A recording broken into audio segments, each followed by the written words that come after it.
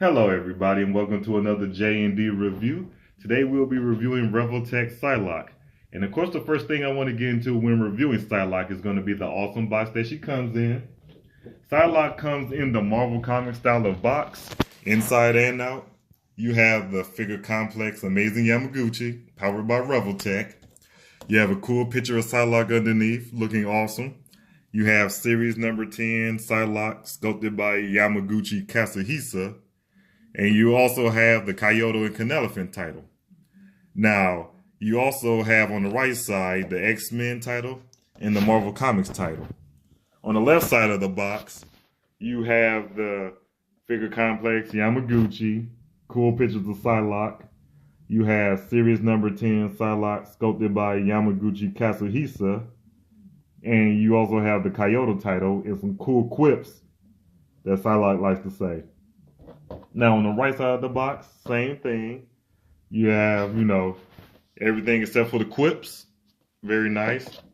Now, on the top of the box, you have the figure complex, Yamaguchi, some cool concept art of Psylocke right here, and series number 10 Psylocke. Now, on the bottom of the box, you have the warehousing and licensing information, mostly in Japanese. And you have a cool picture of Psylocke right here. Although I don't think this is concept art. I think this is from the comics. So, good stuff there. You also have, on the back, some various cool poses that you can put Psylocke in. And you have some cool quips that some of it sound like her, some of it don't. You have her face options, and you have some extra option parts. Now, getting out of the box and into Psylocke here, I'm definitely surprised that they decided to make Psylocke. She's been around since the 80s, and she gained popularity around the 90s, especially in the Marvel vs. Capcom video games. And for those who don't know too much about Psylocke, here's a little back history for you. She is the sister of Captain Britain. She developed telekinetic powers around the age of 19 or 20-ish. And after that happened, she decided to go to the Xavier Institute so that she can hone her abilities. And while not even being a part of the X-Men yet, she was thrown into quite a few adventures, like for instance, the one time an evil mutant decided to come to the mansion and get into a fight with Psylocke. And in the event of that happening, he ended up clawing out her eyes. And another time in Mojo's world, she was given cybernetic eyes to do battle for that dimension's entertainment. So, quite a convoluted history with Psylocke, but she is still definitely one of my favorite characters. Now, getting into the paint of Psylocke, I love how the paint looks. It looks very nice. It really pops, One thing I want to point out is definitely going to be her blue suit. Looks very nice. Has a nice sheen to it. That nice gloss. Good stuff there. I love how the sash looks, Looking very nice. Even in her face, she's looking very nice. You can see she has that popping red lipstick. Good stuff there. And she has those blue eyes. And if you look at her eyebrows are even purple. So, good attention in detail when it comes to that on Revoltech's part. And I think the standout thing when it comes to Psylocke is definitely her hair. Her hair is a translucent purple with a nice black wash going down it to give it more depth, more detail. I don't think I've ever seen a figure that has translucent hair, but when it comes to Psylocke, it definitely fits her. There's no paint mishaps on my particular Psylocke, so that's awesome. Now, getting into the sculpt, I'm loving the sculpt on Psylocke. She definitely looks amazing. One thing about her is that she definitely have a more anime-esque feel about her. She's looking very good, looking like she hopped out the pages of a manga, and I think that was intentional. But she definitely looks good in her 1990s suit, pretty much created by Jim Lee. Even though it looks good, I definitely feel like it, makes her look more exotic dancerish, But like I said, back then, it wasn't about, looking tactical. It was more about image. So, looking very good. I'm definitely liking that. The arms are too long, the legs are too short, vice versa. And another key point I want to talk about is her facial expression. She has a very serious look on her, but then again, that's very commonplace for most ninjas. And to get into her ninja history, when she escaped Mojo World, she ended up on a ninja island, and she was taken in and she was trained by the ninjas. And for added measure, they decided to DNA splice her with a female ninja. And imagine, if you will, the fusion dance, but instead of ending up with just one Gotenks, you end up with two. So, and for added measure, they decided to mind swap the females, so they're in each other's bodies. So thank you, Spiral, but good stuff there. Looking very nice. Her hair has that flow in the wind look. Perfect for those, standing on top of a ninja dojo type of photos or whatever you may want to take with her. So they would definitely looks nice. Now, getting into the articulation, starting from the head, you can go this far up, this far down. You can tilt it left. You can tilt it right, but not very much.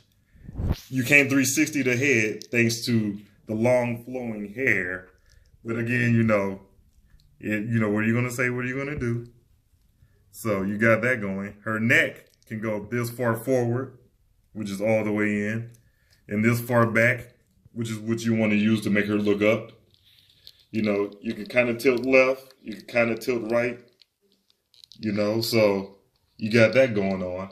Right here at her shoulders, you can go all the way out, like so.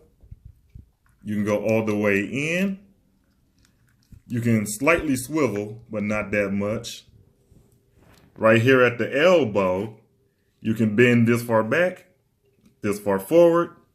You can swivel right here at the wrist, and you can also make it pivot, perfect for those more ninja-esque poses that you'll want to take with her. Her solar plexus can move this far forward, which is pretty good. You can move it all the way back this much, and you can rock and pivot, perfect for those action poses, like I said. Her hair can kind of move as well, so don't forget that.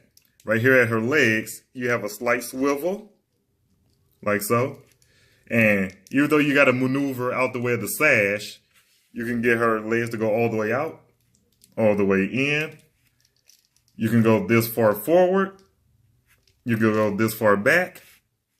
Right here at the knee, you got a double hinge, as you can see right there. Good stuff there. You can swivel as well. Again, perfect for those ninja poses that you'll want to take. Right here at her ankle, you can go this far back, this far forward. You can pivot, which is good.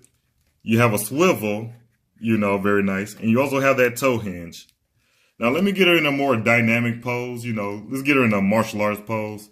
Standing up vanilla-wise, it's definitely hard for her to stand. But for some reason, when it comes to her more action poses, she could take them. So there you go. If I can get that to focus, that's her pretty much in her ninja-esque pose, on camera. So very awesome. Now, getting into the accessories and out of the articulation, Psylocke come with a wide array of accessories. Let me stand her back here. The first thing I want to point out is going to be her interchangeable hands. The ones on her aren't interchangeable hands, however, but these are. You have the item holding hands. Very nice. You have her sprawled out open hands. Very good stuff. All the hands are painted nicely. And you have her more gestury hands. Good stuff going on there. You also have Psylocke's sash, So let me put that on her. First thing I want to do is move her head up. And she has a Revoltech right here on the back. And you got to kind of angle it a certain way so that you can get it on. So what you want to do is take it and put it inside. Actually, let me put it in from this angle. You may not be able to see it good, but the point is to get it on. So she has that on. And you can pose it any way you like, left, right, up, down, or what have you. So you got that going. Let me stand her back up. She also comes with a sword. This would be her samurai sword. Very nice. If I can get that to focus. Looks very good. You got the brass on the end and on the handguard. And like I say, the sheath, it doesn't come out at all. So you got that. for if you want to pose it on Psylocke. You also have the sheath without the sword, you know, whole separate piece. And I like how the end looks, a little detail there. Let me go ahead and put that on, you know, get it out the way. And it fits in there pretty stiff. So, and I'm hoping I put it on the right way. I didn't even bother to look. But, you know, let me show it from the back. There you go. There, put it in. Now, I think I should have did it this way first, actually. So now I can take it, right, and find the hole and put it in there. And there it is. She has it on her.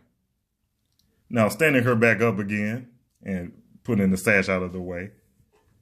Let's get into the other accessories. You have her samurai sword, which looks very nice. You know, I like how it's straightforward, like an actual ninja sword, not curved, because there seems to be some confusion with samurai swords and ninja swords. So, looks good. And if you lose this sword, don't worry, you got a backup. You know, very nice. And you also have her sword, which is tinged with psionic energy. Now, I love the way this looks. You know, you got the purple going into the pink. And if you lose that, like I said, you have a spare for this as well. Or you can dual weld. You have an interchangeable face for her. This is her somewhat smiling. You know, so what you want to do is you want to stick it inside of her face. So pull it out, you know, take this one and plug it in. And you can also move the eyes around as well. I never had one of those before, but I do now, so that's good stuff. Although I may not use it that much. You have her psionic knives, which I do like, but I don't like how they're flat on the ends. You know, so looks good. The purple and pink, translucent, good stuff there. And last but not least, she comes with her stand, and you get this piece to move around the eyes, because like I said, the eyes move around. Now, let's get her sword in her hand. Let me show you how that works. What you want to do is pluck this one out. And these joints on her wrists are pretty interesting. You know, they're stiff. On this one, I don't know why, but very stiff. Let me put it in her on the right side, since I think she's right-handed anyway. And kind of got to put it at an angle when I put this on. Because if you don't, it'll just move around annoyingly. So I put that on. And let's go with the regular sword, you know, and put that in her hand. So you gotta put it in, and it fits in there nice and snug. And there you go. Psylocke with her sword. So let me stand her up in a cool pose. And with that, that would be the end of the review. Go ahead and rate this video, say if you like it or not. And go ahead and hit that subscribe button, you know. And that is if you rock with us. And tell me, what do you think of Psylocke? Do you like her? Do you love her? Me, I definitely like Psylocke, but at the same time, I can't explain to you why you should get rid of this one. You know, this one definitely is easier to maintain and all of that. You know, and she also comes with some more interesting things. You know, like she has the psionic knife. And she also has this piece that this one don't got. So with that being said, this has been another J&D review. This is the J.